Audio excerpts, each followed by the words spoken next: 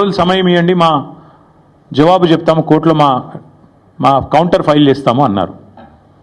మరి ఆ 10 రోజులు ఏం పడిపోయిందని ఇవాళ బుల్డోజర్లు పంపి అర్ధరాత్రి అపరాత్రి లేకుండా ఉన్న చెట్లన్నీ కూలగొట్టి అక్కడున్న పశువులను చంపేసి అక్కడున్న పక్షులను గూళ్ళు చెదిరేటట్టు చేసి ఈ 10 రోజులు దొంగల్లాగా ఎందుకు వ్యవహారం చేస్తున్నారు? ప్రభుత్వ భూమి అన్నమాట నిజమే అయితే ఎందుకు ఈ దొంగ వ్యవహారం? ఎందుకు పగటిపూట పోవట్లేదు? ఎందుకు అర్ధరాత్రి దాడి చేస్తున్నారు? కోర్టు సెలవులు చూసుకొని శనివారం, ఆదివారం, ఉగాది, రంజాన్ ఇవి చూసుకొని వందల వాహనాలు అక్కడ పంపి బుల్డోజ్ చేస్తారా? ఇదేనా ఒక ప్రజాస్వామ్యంలో ఒక నీతివంతమైన పరిపాలన అందించే వాళ్ళు, ప్రజాపాలన అని చెప్పుకునే వాళ్ళు చేయాల్సింది? దొంగదారిన పోవడమే కాకుండా పనికిమాలిన మాటలు మాట్లాడతారా? గుంట నక్కలు అని మాట్లాడతారు. ఎవరు గుంట నక్కలు? వాళ్ళ పిల్లలు చెప్తున్నారు, అవును మేము నక్కలమే, కానీ నీలాగా పందికొక్కు కాదని చెప్తున్నారు. ముఖ్యమంత్రి గారికి అన్ని మాటలు పడాల్సిన అవసరం ఉందా?